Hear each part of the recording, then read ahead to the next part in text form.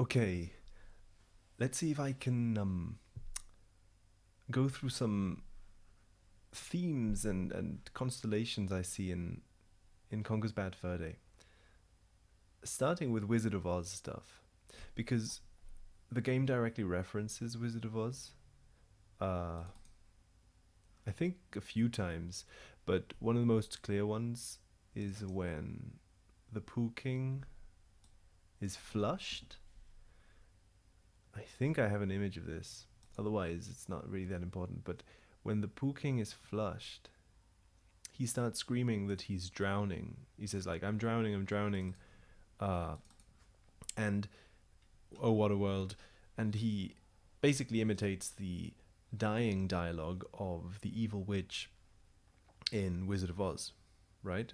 Who, in the movie, dies when water is splashed on her, and the poo dies when water is flushed on it, right? So here we have a sort of Wizard of Oz witch theme, which then got me thinking of just the classic Wizard of Oz journey of encountering the Scarecrow, the Tin Man, and the Lion. And I mean, off the bat, the first character we encounter is a scarecrow, like in the Wizard of Oz, right? Then, so we have Birdie as the straw man, the scarecrow, and in the Wizard of Oz, the scarecrow wants a brain. So, in a slightly more abstract way, here Birdie is associated to the brain because he is fairly brainless. He appears to be pretty stupid. And at the same time, he hands Conker the manual. The manual is the book of information, the book of theory. Like in the movie, the Scarecrow is handed the diploma as a symbol for knowledge, right? So here he's associated to the manual. So then the next step is that we have this straw man here as the initial straw man. But then the first area in the game takes us to this second straw man, right? But the thing is that, so in the Wizard of Oz, we go from straw man to Tin Man. Here, it's like the straw man transitions into a Tin Man, right? Transforms into a robot. Then, not exactly the next one, I think, but one of the next bosses we encounter is the boiler. So we go again from this Tin Man, oh well, whatever, from this Tin Man to the big boiler, another Tin Man. And then this Tin Man drops two balls of brass, which is an idiom, it's an expression for courage, to have balls of brass balls. So the courage that is wanted in the Wizard of Oz is by the lion. So we've gone from Scarecrow transitions to Tin Man transitions to courage, and right after courage has appeared out of the Tin Man, we get I think I don't have a picture of it. Let's see. Conker's Bad Fur Day catfish. The ones who had asked for this favor were the catfish, right? So cat is also lion. So we go to lion. Now the cat to lion association, who gets Conker involved in a heist, essentially, right? So they get Conker involved in going into where their money is kept and getting the money for them. And this is very similar to the end bit of the game, where the Panther King, also a lion or a cat, is found at the end of a heist scene where the Weasel Mafia get Conker to go in and grab the money. Now, so we have Birdie associated to the manual, so the brain. Now the Tin Man is associated to the heart. Oops. Now this is a stranger one because, well, first the boiler has anyway, you saw it before. The boiler has the heart, in the sense that its very mouth, its inside is the two imps. The I mean, this is sort of kind of doesn't work too well, but it could be associated to the heart in a sense. But there's another sort of fluid, weird thing with the heart, is that so basically it's almost as if the Wizard of Oz theme in this game doesn't it follows like a fractal branching out. It branches out in different directions, because we have another series of tin men here, another metal people, and the theme in the scene is all about sexuality. So that connects to the heart, to emotion, to feeling.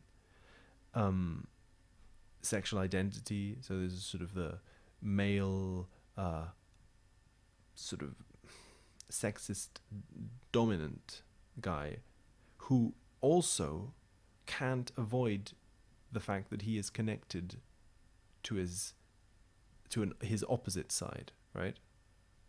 Then the theme of dominance and like all this to me seems like Conker is confronting these themes outwardly, and these themes relate to the heart through the Tin Man.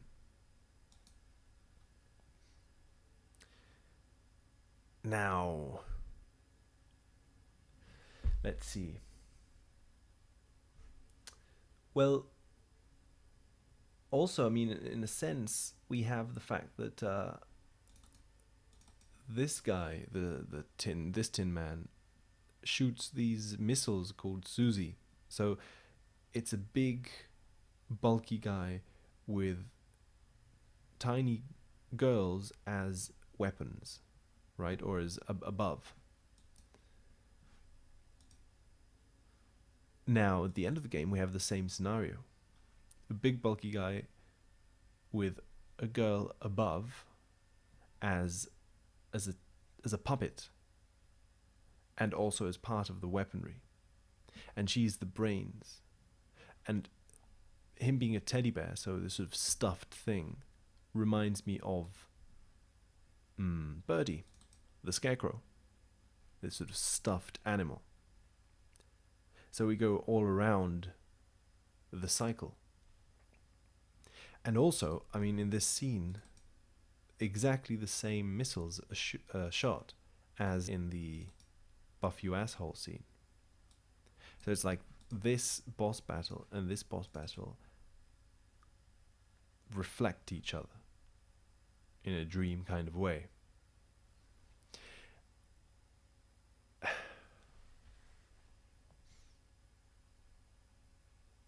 Now, another thing though is that this girl has this flower on her dress, and it's exactly the same design as the flowers in Berry's room. So it looks as if in sort of things are being shown to Conker that come directly from his own psyche, like he's confronting something. And one of the things he seems to be confronting is that this little girl is Berry. She has exactly the same symbolism, and she's the same kind of squirrel. But then at the same time, she's also a puppet of a giant bear.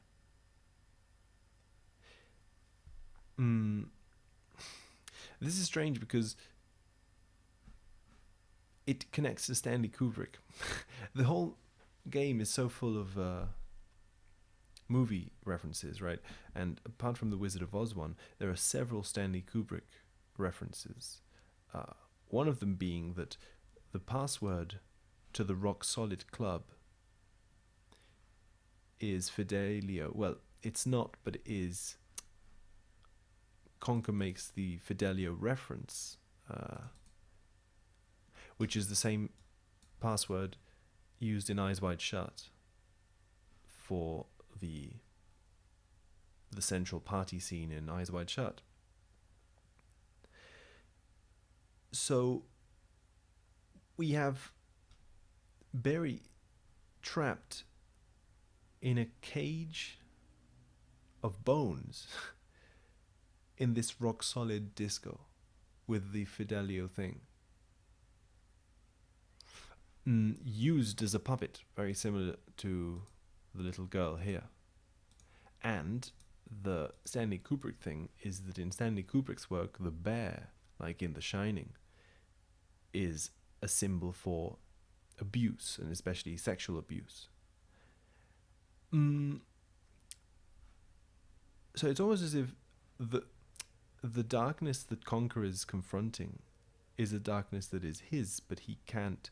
He's sort of has to slowly accept it towards the end of the game, where he finally confronts the true darkness in the nighttime, and then is reborn as a king himself. But I think what happens when he becomes a king at the end of the game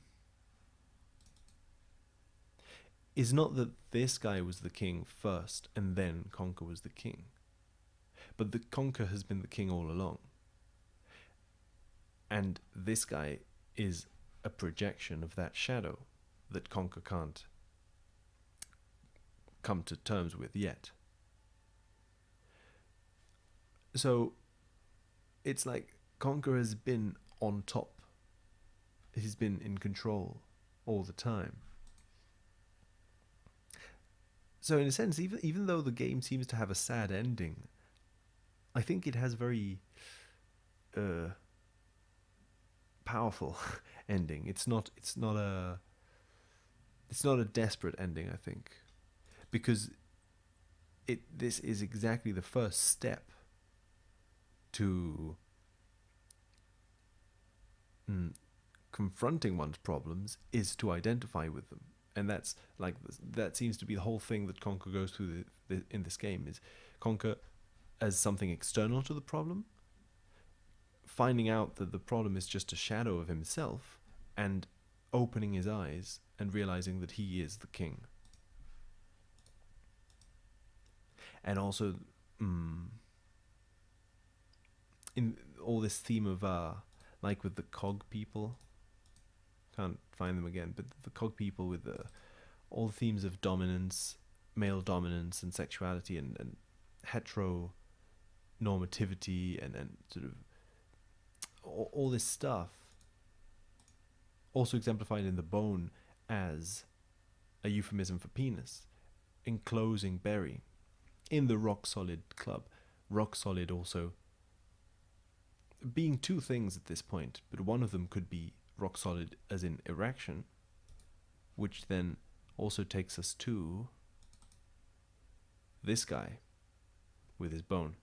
Now, so it's interesting because here we have the same theme. It's like he's the king, and he's got Barry by his side. It's like this is Conker and Barry at the same time. And at the same time, rock solid not only could refer to penis, but could refer to constipation, to rock solid poop. In fact, when Conker is in this club, he rolls the poop around the floor. I mean, rolls the rocks around the floor the same way that he rolled the balls of poop. And this also seems to connect to the constipation of the ego, of the male ego, with the fact that the first poop that is encountered,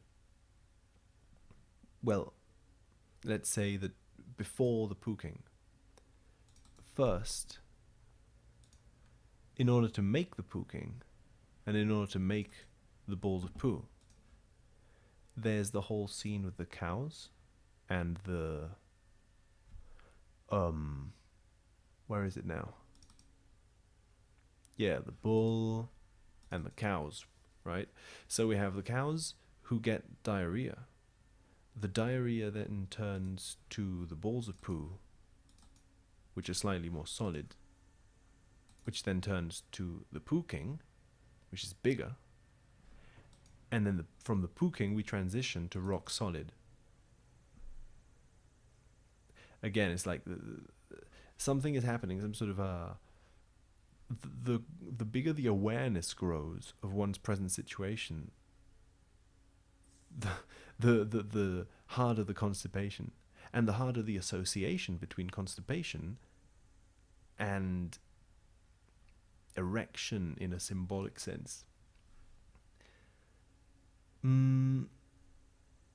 Now, the thing is as well, though.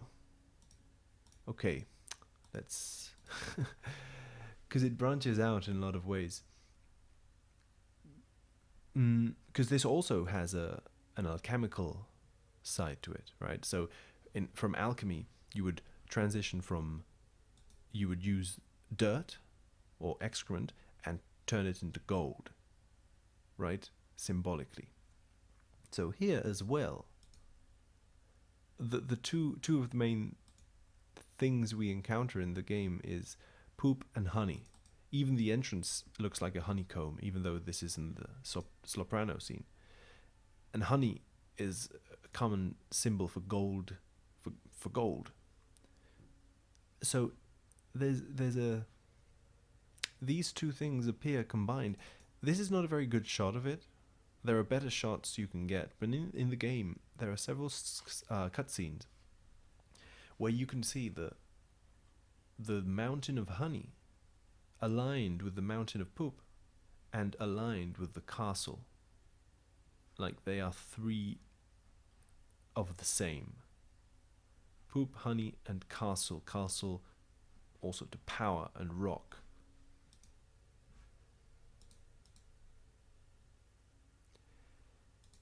Now the funny thing is as well that Berry is kidnapped by the Weasel Mafia, but by the rock solid guys, right? So she's kidnapped by constipation. Here, it's almost as if the constipation needs the berry, because berries are a laxative, as is shown in this scene, where the berries. So here, berry is also associated to berry.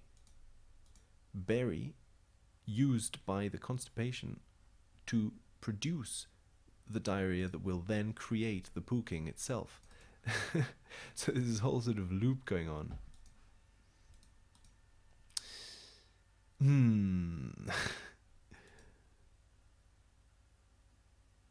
Also, so Berry is kidnapped by the Weasel Mafia, right?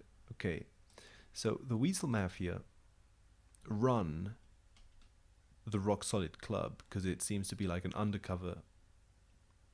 It seems like to be like a cover for their mafia, or not even a cover, just where they meet up is the Rock Solid Club. So if the Rock Solid Club is associated to constipation, because I say so, then we have the Weasels. Okay, the Weasels. So in the opening scene, well, not even the opening scene, in the the pub at the beginning of the game, the Cock and Plucker, the Weasels are seen playing music as if they were the Beatles. They have the same kind of drum kit. I'm sure I had a screenshot of this. Yeah. So the Weasels, right? It's exactly the same as the Beatles thing, even though they're playing jazz. And okay, so we have the Weasels as the Weasel Mafia as the Beatles. The Beatles are from Liverpool, and then the Beatles in the game are also from Liverpool. So in the game, the actual animal beetles are the ones that that offer Conker the balls of poo. Right? I mean, that's better.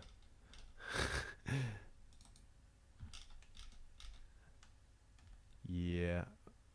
Okay, well, anyway, the Beatles are the ones that sell Conker the balls of poo, or sort of, they have like a shop, right? They have like uh, a counter. Yeah, here, where they say, "Do you want some poo?" And they're at the counter, so this is like their establishment. But then the Beatles, through the musical connection, connect to the Weasel Mafia. So the Beatles here trading in balls of poo as an association are like another way of expressing the Weasel Mafia. And the Weasel Mafia and the Rock Solid Club, with the rocks being rolled around like the poop, give Conker a bomb to roll around. Well, not to carry. So balls of poo and explosions, right? Like yeah, something that, I don't know, something that wakes up. Explosions are something that suddenly wakes up. Something suddenly, and a sudden, like here, the ball of poo is also a bomb when it's used to explode the beetle itself, who is blocking the path.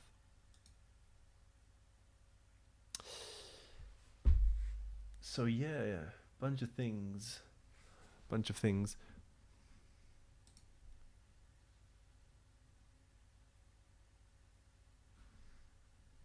Yeah.